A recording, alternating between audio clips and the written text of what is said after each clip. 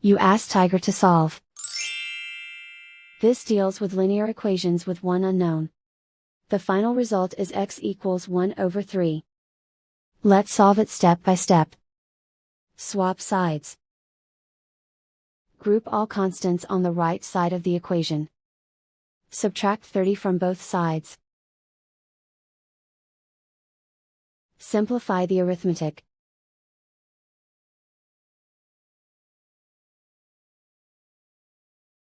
Isolate the x.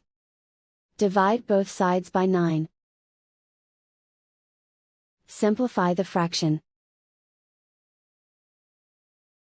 Find the greatest common factor of the numerator and denominator.